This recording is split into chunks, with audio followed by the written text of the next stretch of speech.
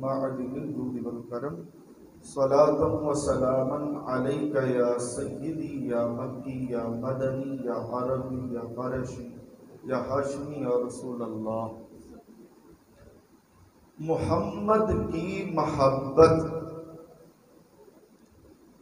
محمد کی محبت دین حق کی شرط اول ہے۔ محمد کی محبت دین حق کی شرط اول ہے، اسی میں ہو اگر خامی تو سب کچھ نامکمل ہے۔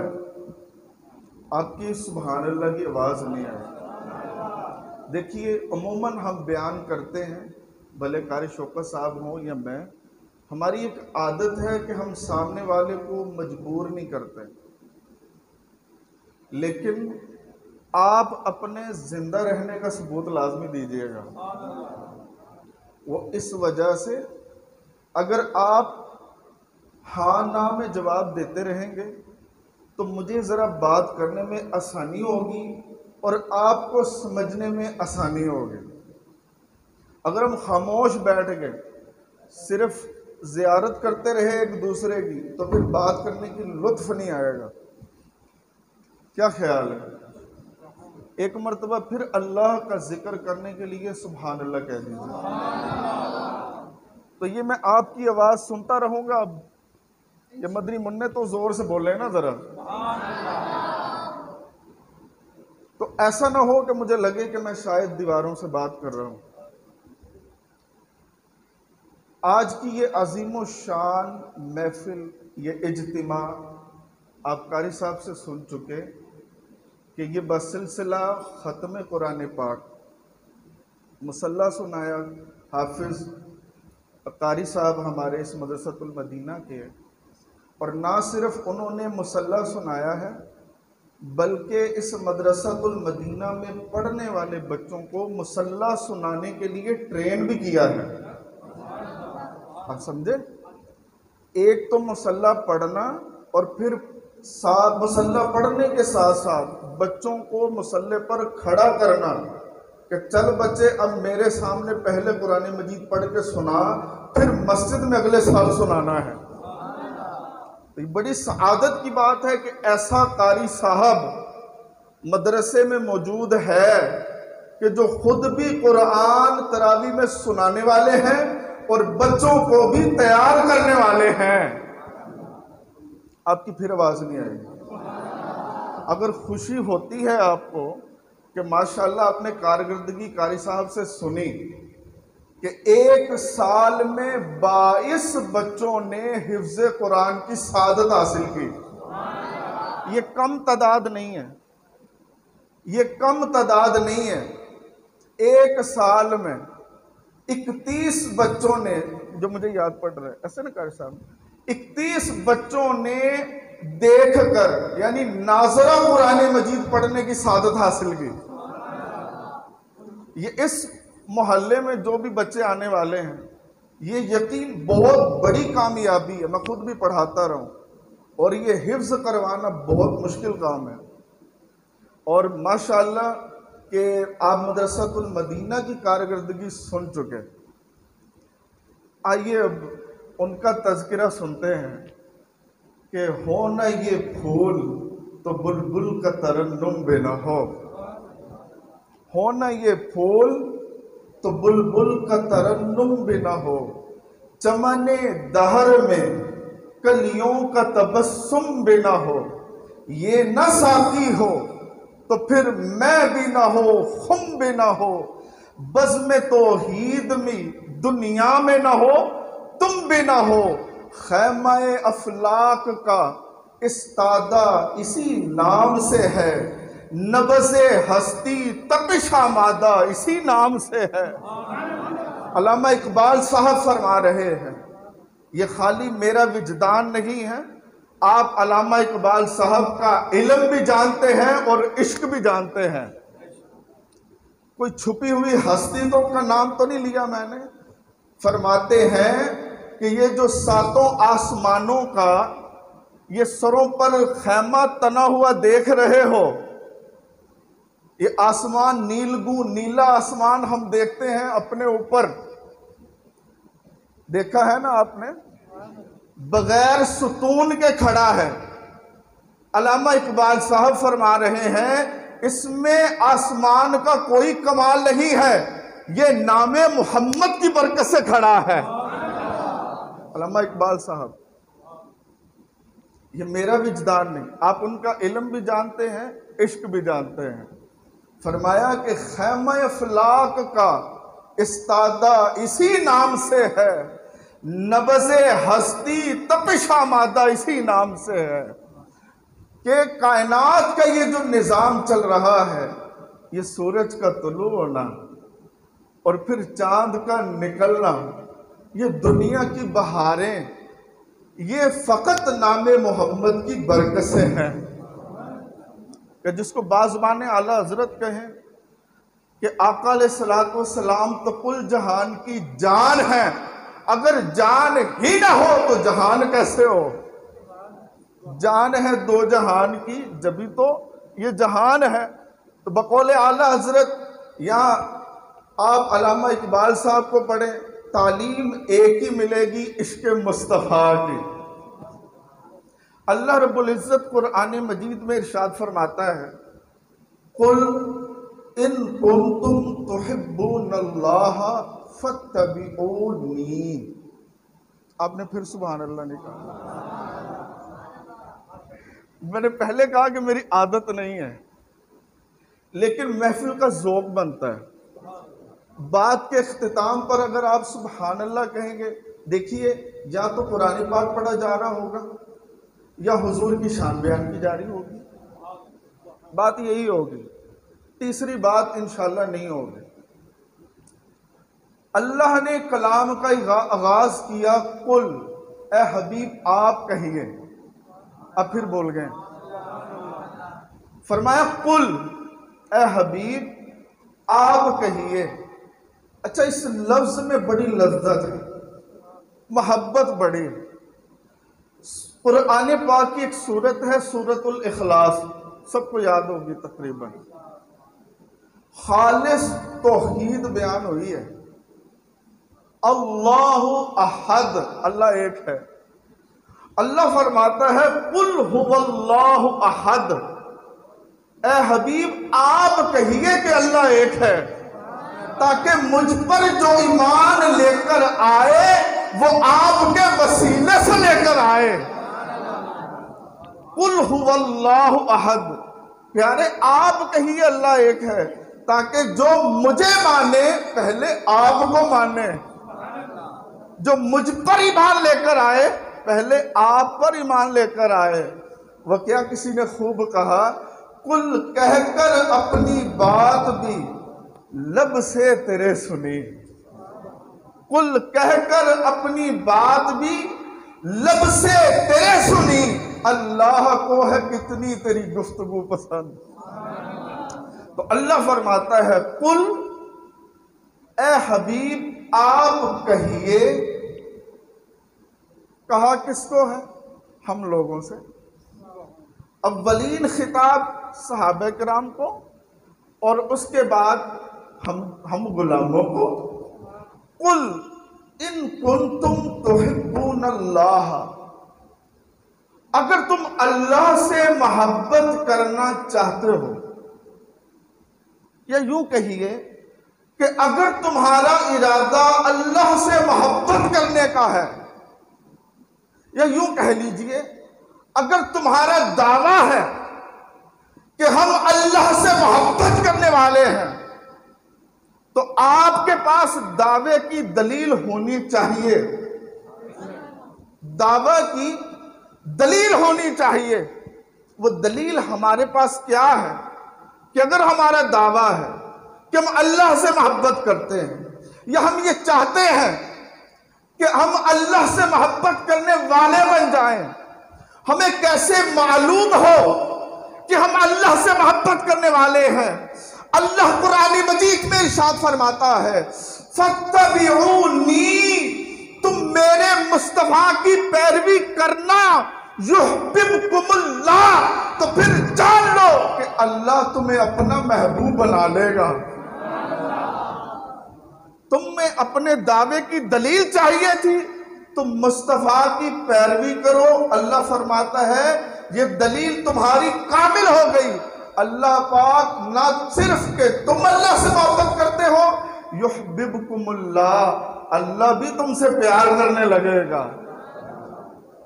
یحببکم اللہ، اللہ تمہیں اپنا محبوب بنا لے گا۔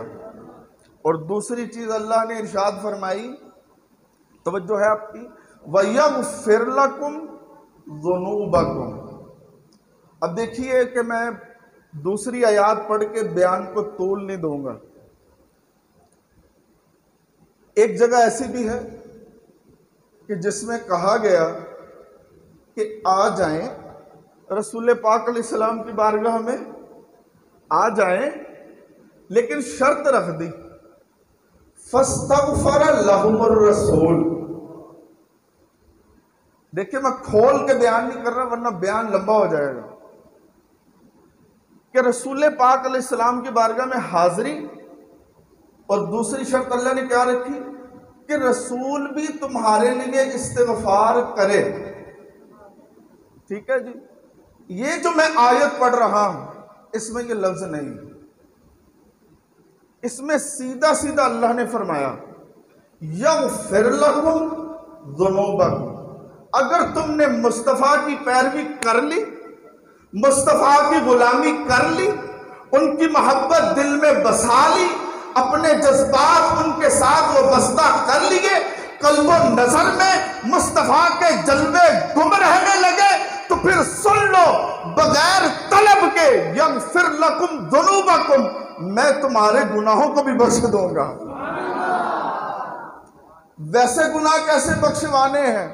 کہا فسبح بحمد ربک واستغفر، سب سے پہلے میری تسبیح کرنی ہے، سب سے پہلے تسبیح کرنی ہے، پھر استغفار کرنا ہے، پھر میں تمہیں بخشوں گا۔ لیکن اگر تم نے محمد صلی اللہ علیہ وسلم کی غلامی کر لی، یغفر لکم ذنوبکم، نہ تسبیح کی ضرورت نہ استغفار کی ضرورت، میں تمہاری بخشش کروں گا۔ غلامی ضروری ہے، پیروی ضروری ہے، بعض چیزیں جزوی ہوتی ہیں، اس لیے میں ذرا کھل کے بیان کر رہا ہوں۔ اچھا اتباع کیسی ہوتی ہے؟ اتباع، پیروی، آپ امام صاحب کے پیچھے نماز پڑھتے ہیں، آپ ان کی پیروی کرتے ہیں، پیچھے پیچھے چلتے ہیں۔ اگر آپ نے امام صاحب کے رکوع کرنے سے پہلے رکوع کر لیا، آپ کی نماز ہو گئی؟ نہیں ہوگی۔ کیوں؟ پیروی نہیں ہوئی، آپ نے وہ کام نہیں کیا جو امام نے کیا ہے۔ امام صاحب قیام میں ہیں، آپ سجدے میں چلے گئے، آپ کی نماز نہیں ہوگی، امام کی ہو جائے گی، کیونکہ آپ کو پیروی کرنی ہے۔ اب یہ پیروی کا لفظ میں آپ کو بعد میں سمجھاؤں گا، پہلے ہم کسی صحابی سے سمجھتے ہیں کہ پیروی کیا ہوتی ہے۔ ایک تو یہ کہ میں تشریح کروں، میں آپ کو صحابی رسول کا بتاتا ہوں۔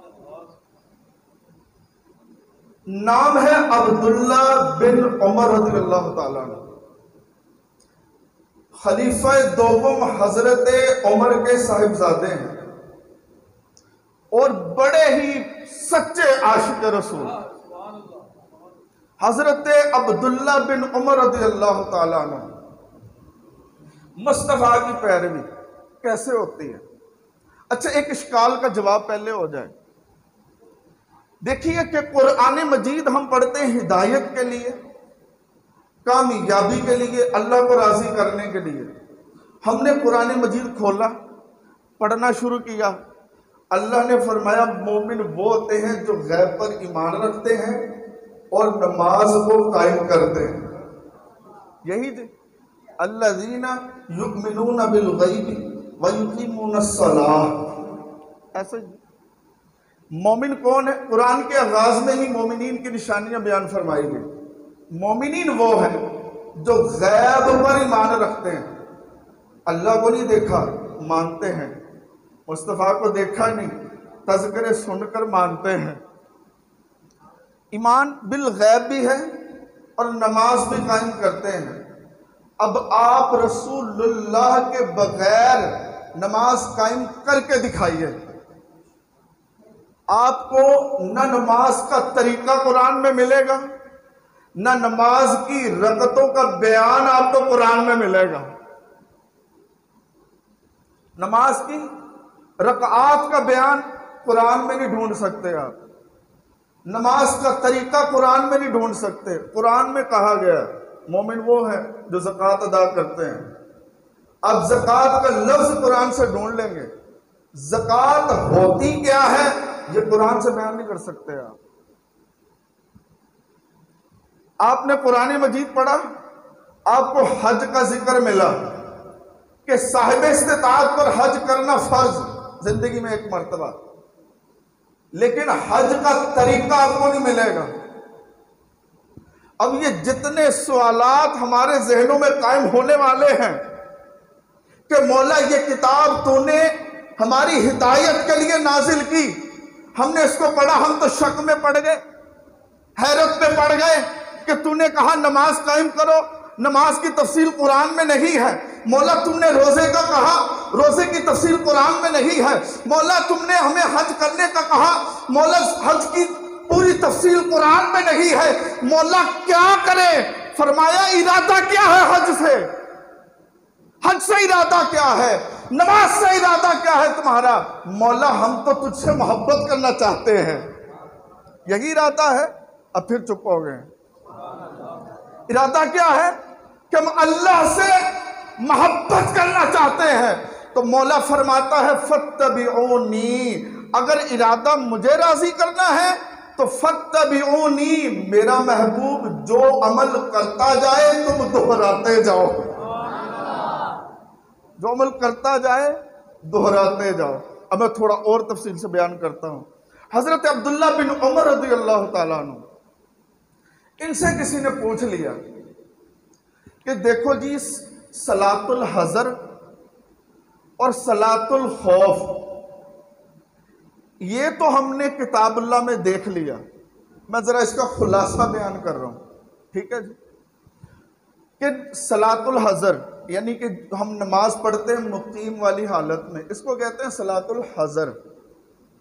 جو ہم نماز پڑھتے ہیں یہ صلاۃ الحضر، ایک ہوتی ہے صلاۃ الخوف، خوف کی وجہ سے نماز کی رکعتیں کم کر دی جاتی ہیں، ٹھیک ہے جی؟ اور پھر اب وہ کہتے ہیں یہ دو نمازوں کا ذکر تو ہم نے قرآن میں پڑھ لیا، یہ تو ہمیں قرآن میں مل گیا، لیکن آپ جو سفر میں نماز قصر کر کے یہ کمی کر کے 4 رکعت والی نماز 2 کر کے پڑھتے ہیں، یہ تو ہمیں قرآن میں نہیں ملی۔ اب پھر خاموش ہو گئے۔ آج میرا دل کر رہا ہے کہ آپ سبحان اللہ کہتے رہیں، مزہ آئے یار بات کرنے میں۔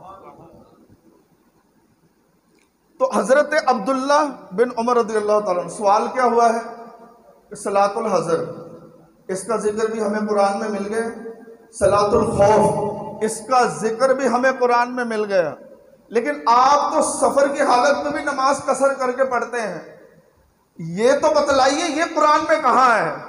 سنیے عبداللہ بن عمر کا جواب، صحابی رسول کہتے ہیں یبنا اخی، اے میرے بھتیجے سن، ان اللہ بعث الینا محمدن، اللہ نے ہمارے پاس محمد کو بھیجا ہے۔ ان اللہ بعث الینا محمدن، اللہ نے ہمارے پاس محمد کو بھیجا ہے، ولا نعلم شیئا، اس کے علاوہ ہم کچھ نہیں جانتے۔ اللہ نے ہمارے پاس محمد کو بھیجا ہے، ولا نعلم شیئا، اس کے علاوہ کچھ نہیں جانتے، بس ہم رسول اللہ کو جو کرتا دیکھتے ہیں وہی دہرا دیتے ہیں۔ عبداللہ بن عمر رضی اللہ تعالیٰ عنہ کہ ہم تو رسول اللہ کی پیروی کرنے والے ہیں، تو جو رسول اللہ کرتے ہیں کما رأیناہ یفعل، ہم تو رسول اللہ کو جو کرتا دیکھتے ہیں ہم وہی کر لیتے ہیں۔ تو رسول پاک علیہ السلام کی پیروی کیا ہے کہ ہر وہ کام جو نبی پاک علیہ السلام نے کیا ہے اس کو آقا کی محبت میں ادا کر دینا. یہ ہم اپنے بچوں کو بھی سمجھاتے ہیں، روزمرہ گفتگو میں بھی کہتے ہیں یہ اچھا کام ہے، یہ برا کام ہے. یاد رکھیے جس کام کو رسول اللہ نے کیا یا پسند کیا وہ اچھا ہے، اور جس کو رسول اللہ نے ترک کیا وہ کام برا ہے. سمپل سی تعریف قرآن نے بتا دی. پیروی آقا علیہ السلام کی. تو پیروی عبداللہ بن عمر رضی اللہ تعالیٰ نے کیا بتلائی کہ بتیجے نے سوال کیا تھا کہ یہ قرآن میں تو ہے نہیں. کہا کہ ہم تو آقا علیہ السلام کو دیکھتے ہیں، بس جیسا عمل آقا کرتے ہیں ہم ویسے دہرا دیتے ہیں. یہی عبداللہ بن عمر ایک مرتبہ گئے، یہ سفر پر ساتھ کچھ لوگ بھی تھے، سیدھا سفر تھا، سیدھی سڑک ہوگی، اور یہ تھوڑا گھوم کے آئے حضرت عبداللہ بن عمر. اب جیسے یہ میرا سامنے باہر میں نے نکلنا ہے تو میں یوں سیدھا جاؤں گا دروازے کی طرف، اور اگر میں یہاں سے گھوم کے جاؤں تھوڑا عجیب نہیں ہو گیا؟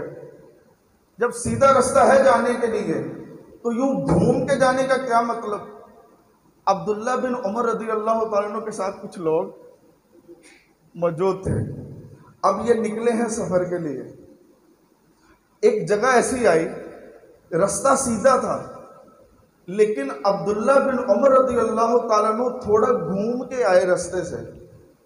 اب لوگوں کو بڑا عجیب لگا. اب جیسے میں یہاں سے گھوم کے جاؤں گا تو آپ کو بھی تھوڑا عجیب لگے گا. لوگوں نے کہا کہ یار یہ تو بتلاؤ، رستہ سیدھا ہے تو گھوم کے آنے کا کیا مطلب؟ عبداللہ بن عمر کا جواب سنیے.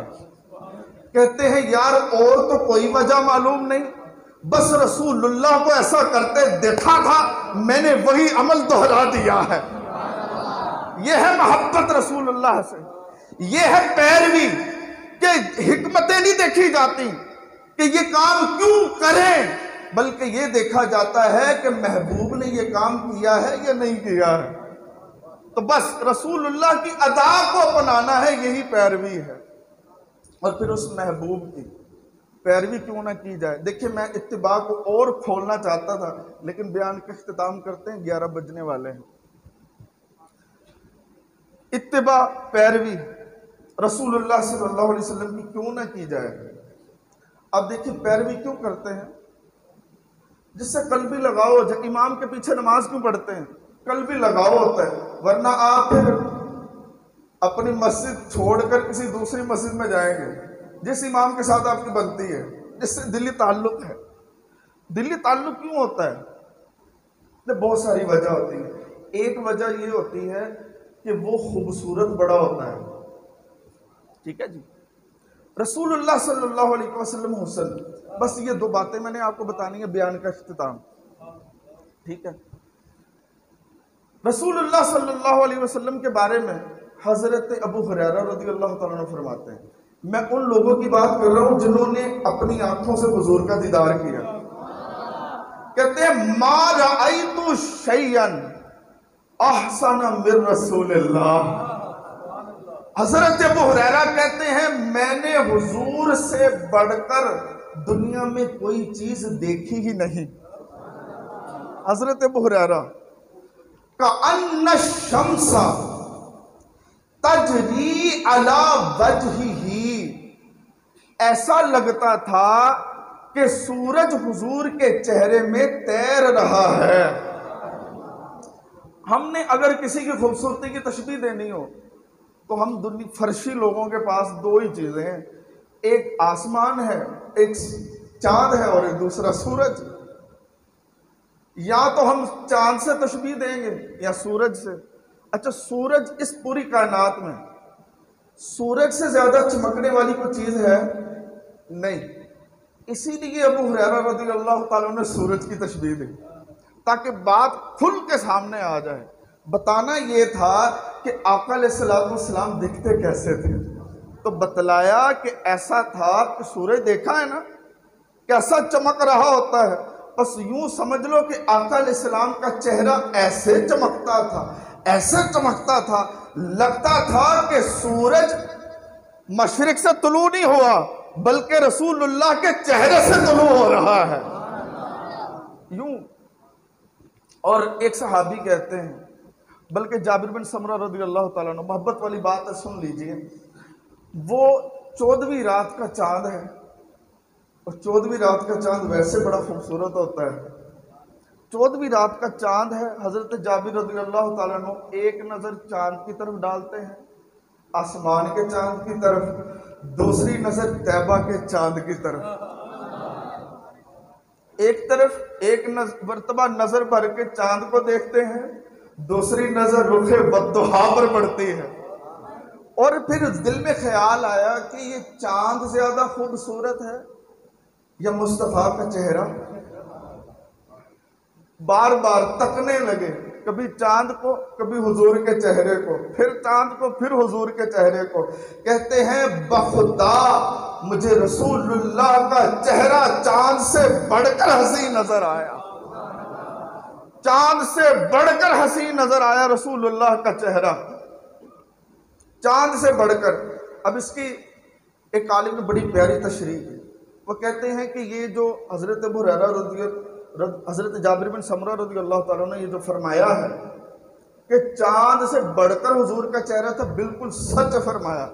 یہ کوئی تشبیہ کے لیے نہیں تھا. کیوں؟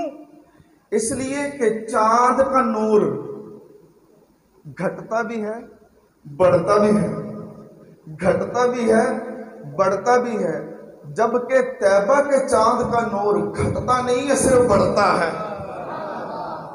اس لیے حضور چاند جیسے نہیں، چاند سے بھی بڑھ کر خوبصورت ہے. اور آسمان کا چاند صرف رات کو چمکتا ہے، آسمان کا چاند صرف رات کو چمکتا ہے، جبکہ رخ والضحیٰ دن کو بھی چمکتا ہے، رات کو بھی چمکتا ہے. تو رسول اللہ صلی اللہ علیہ وسلم کی عظمت کی باتیں یہ تو ہم ساری رات بیان کرتے رہیں، ختم ہی نہ ہو. تو آقا علیہ السلام کی پیروی، آپ کی محبت، آپ کے ساتھ جذبات وابستہ کر لیے تو انعام ہمیں اللہ کی طرف سے مل گیا. یحببکم اللہ، اللہ تمہیں اپنا محبوب بنا لے گا. ویغفر لکم ذنوبکم، اور اللہ تمہارے گناہوں کو بھی معاف فرما دے گا. آخر میں اللہ فرماتا واللہ غفور الرحیم، اللہ تو بخشنے والا مہربان ہے. تو مہربانی کس کو ملے گی؟ اللہ کی.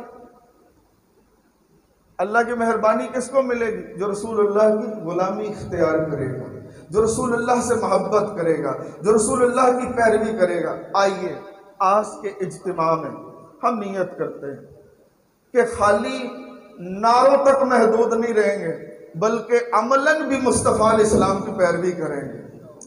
رسول پاک علیہ السلام کی سچی محبت اپنے دل میں بٹھائیں گے، رسول اللہ سے پیار بھی کریں گے، اور آپ کی جو تعلیمات ہیں ان پر انشاءاللہ عمل بھی کریں گے.